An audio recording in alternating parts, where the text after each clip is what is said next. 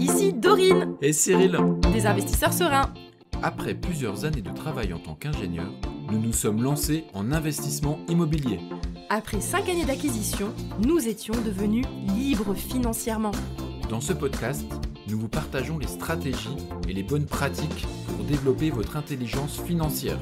Dans le but non seulement d'être plus riche sur le papier, mais avant tout pour devenir plus libre et plus heureux. Alors, ouvrez grand vos oreilles et préparez-vous à atteindre vos objectifs. Ce qu'il faut avoir réglé avant de regarder les annonces. Série Cahier de vacances, exercice numéro 6. Hello les investisseurs sereins, j'espère que vous allez bien. Aujourd'hui, on continue notre cahier de vacances. Évidemment, si vous n'avez pas écouté les épisodes précédents, je vous recommence de démarrer à l'exercice 1 parce qu'il y a un ordre et c'est pour ça que j'ai fait une série. En tout, il va y avoir 7 exercices, donc aujourd'hui, c'est l'avant-dernier exercice de votre cahier de vacances. Bravo à tous ceux qui ont déjà fait les 5 premiers exercices. Donc, vous avez compris ma méthode. Ma méthode, c'est qu'on part d'une grande vision et tout doucement, on redescend sur terre vers le concret. Là, normalement, quand vous avez écouté cet épisode, vous avez travaillé votre mindset grâce au premier exercice, vous avez défini une grande vision à 10 ans de ce que vous voulez dans votre vie. Troisièmement, vous avez intégré vos motivations profondes qui font que vous allez tenir dans la durée. Dans le 4e exercice, on a défini une feuille de route sur les 10 prochaines années en rédigeant les grandes étapes. Dans l'exercice 5, qui est l'exercice précédent, on a revu dans le détail ensemble notre objectif à 12 mois, c'est-à-dire l'objectif de ce prochain investissement que vous allez faire. Je sais que maintenant vous êtes impatient de faire vos recherches de la bonne affaire. Mais je suis embêtante, je vais donc vous dire que pas tout de suite les amis, il n'y a pas le feu au lac. L'important c'est d'être bien prêt avant de commencer cette recherche. Donc pour vous armer de patience, sachez que le prochain exercice, justement, je vais vous donner le go pour commencer vos recherches et je vous donnerai toutes les clés pour bien les démarrer. Mais là, dans cet épisode, on va faire un petit point pour vérifier que vous avez réglé quelques points essentiels avant de vous lancer dans les recherches. Alors pour moi, il y a 3 grands axes qu'il faut avoir fait avant de se lancer dans les recherches sur le Bon Coin, etc. Parce que ça va vous prendre du temps, donc je préfère que vous ayez fait ça avant. La première chose que je veux que vous ayez faite, c'est d'être au clair, mais alors au carré, sur vos comptes en banque et sur votre façon de faire des économies. Moi, je vais vous le dire très clairement. Avec Cyril, pour avoir le succès qu'on a eu en investissement immobilier, l'un de nos atouts majeurs, c'est qu'on était des grands économes. On mettait énormément d'argent de côté parce que on savait que notre objectif prioritaire, c'était de réussir nos investissements immobiliers et de gagner en liberté. Donc, on refusait plein de choses coûteuses, des sorties avec des amis, des grands voyages. On achetait des vêtements relativement peu chers et surtout, on les renouvelait très rarement. On faisait vraiment attention. Mais je veux vraiment que vous vous mettiez en tête que votre investissement, là, c'est votre priorité. Et je peux vous garantir que là, à partir de maintenant, quand vous allez commencer vos recherches, chaque trace sur votre compte bancaire va être vue par le banquier. Il faut donc soigner ses comptes en banque, mais comme si c'était la chose la plus précieuse de votre vie, ok ? Parce que votre vie, là, maintenant, va dépendre, en tout cas votre succès dans vos investissements, et donc votre vie future, va dépendre là de votre capacité à faire des économies. Mettez en place un virement automatique, décidez d'arrêter les restaurants, ok ? Vous faites une pause de tout ça, là, vous économisez sérieusement, vous annulez vos vacances, là, vous faites pas de vacances, hein. Moi, je vous le dis direct, hein, moi je suis méchante, hein. Mais là, vous faites pas de vacances pendant au moins 6 mois ou 8 mois. Hein. Là, vous mettez de côté pour votre investissement. Sérieusement, nous, avec Cyril, pendant 5 ans, on n'est quasiment pas partis en vacances. Si vous voulez vraiment avoir du succès, il faut réussir aussi à se restreindre un petit peu à un moment donné. Je sais que je dis des choses que vous voulez pas entendre, mais je suis quand même dans le devoir de vous le dire, parce que j'ai pas envie que vous fassiez les étonnés de « oui, mais j'ai pas eu mon financement, non. » Je fais « bah oui, mais bon, concrètement, regarde combien t'avais d'argent de côté. » Tu vois, c'est pas étonnant. Donc il faut absolument là que vous vous mettiez un coup de boost. J'espère que là dans ma voix vous entendez là cette petite motivation qui va vous dire maintenant pendant 6 mois, 8 mois, 9 mois, maintenant mais je suis carré sur mes comptes et je fais vraiment les dépenses au minimum. Ensuite, la deuxième chose que j'aurais voulu que vous régliez avant de démarrer vos recherches, c'est de comprendre les grandes lignes de la fiscalité. Alors je sais pas si vous l'avez déjà remarqué, j'avais fait quelques épisodes sur la fiscalité.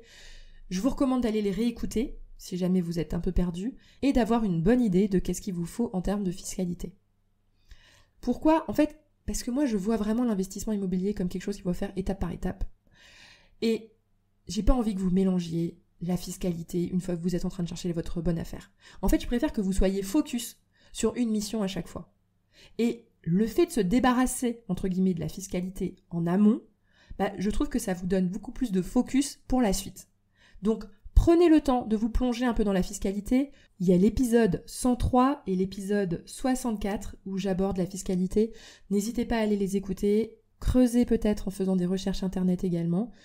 Mais c'est important d'avoir réglé ce point pour être beaucoup plus serein au moment de vos recherches et pas justement vous défocus.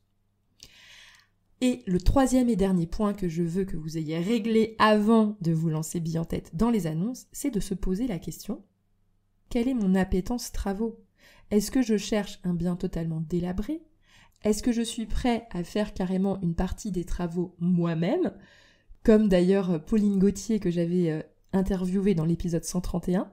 Donc est-ce que vous êtes prêt potentiellement à faire des travaux vous-même ? Est-ce que vous êtes complètement allergique à suivre un chantier ? Ou est-ce que c'est au contraire quelque chose pour lequel vous pensez avoir des qualités et même une appétence ? Donc ça, c'est super important. Et la technique pour ça, c'est d'utiliser le système des ratios. Acquisition, travaux. Je vais vous expliquer ça tout de suite avec un exemple. Si par exemple votre budget total est de 200 000 €, est-ce que vous allez chercher des biens à 100 000 € et donc faire 100 000 € de travaux à l'intérieur ? Du coup, le ratio, c'est 50 acquisitions, 50 travaux, 50-50. Est-ce que vous partez plutôt sur un ratio de 75 prix d'acquisition, 25 travaux ? Ou est-ce que vous partez carrément dans 25 acquisitions et 75 travaux ? D'ailleurs, vous pouvez très bien viser quelque chose de 100% acquisition parce que vous voulez faire absolument aucun travaux dedans. Ça dépend de votre objectif, évidemment. Je ne dis pas qu'après, il va falloir uniquement chercher les biens qui rentrent dans le ratio que vous aviez défini au départ, parce que pour moi, ça va quand même être intéressant de s'ouvrir à tous les types de biens dans votre secteur. Par exemple, si vous êtes OK pour un bien à 50-50, donc 50 acquisitions, 50 travaux, c'est quand même intéressant de regarder un peu plus, un peu moins, et même faire des visites de biens déjà rénovés, parce que ça va vous imprégner du marché.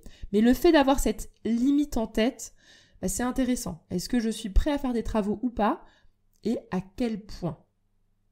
Voilà. Est-ce que c'est bon ? Vous avez votre ratio idéal en tête ? Pour information, Cyril et moi, on était plutôt, on va dire, 65% acquisition, 35% travaux sur les 2 premiers immeubles. Et le 3e immeuble, on était plus courageux, on avait plus d'expérience et on est passé sur 50% acquisition, 50% travaux. Sachant que on était sur une zone quand même assez prestigieuse parce qu'on était dans le centre-ville de Metz, c'est pour ça que les prix de l'immobilier étaient quand même assez élevés. C'est-à-dire qu'un bien avec autant de travaux ailleurs, c'est-à-dire dans des zones moins recherchées, ça aurait peut-être été 25 d'acquisition et 75 de travaux parce qu'en réalité on a tout refait à neuf. Mais c'est juste pour vous donner un peu cette idée et de vous préparer à ce ratio dans votre tête. Est-ce que votre ratio prix d'acquisition, prix travaux va plutôt se situer entre 50-50, 25-75, 75-25 ou 100% acquisition, je veux faire 0 travaux. L'idée, c'est pas d'être figé là sur ce ratio, c'est d'avoir entamé une première réflexion, et je pense que c'est important de rester ouvert après pendant les recherches en fonction des biens que vous allez trouver. Évidemment, grâce à ça, vous allez savoir également par rapport à votre budget global quel est le budget d'acquisition que vous avez par rapport aux travaux qui vous restent à faire par-dessus. Donc ça va vous permettre justement de calibrer vos recherches sur le bon coin de façon approximative, sachant évidemment que je ne recommande pas d'être trop strict et fermé, surtout au début des recherches, et de regarder assez large pour bien connaître son marché par rapport à ça. Voilà, vous avez donc bien travaillé les amis. Le ratio, je vous recommande de le mettre par écrit, d'en discuter notamment avec votre conjoint si vous investissez ensemble, de votre appétence travaux et de l'implication que vous êtes prêt à mettre par rapport à ces travaux. Voilà, vous êtes quasiment prêt pour commencer votre recherche de la bonne affaire. Donc, ne ratez surtout pas la semaine prochaine l'exercice numéro 7 dans lequel on va se préparer à enfin démarrer les recherches. Donc, je vais vous donner mes astuces. Si jamais vous n'êtes pas encore abonné au podcast, je vous recommande vivement de vous abonner, de cliquer sur le bouton s'abonner pour ne pas louper les prochains épisodes. Je vous souhaite à tous une excellente journée et à la semaine prochaine!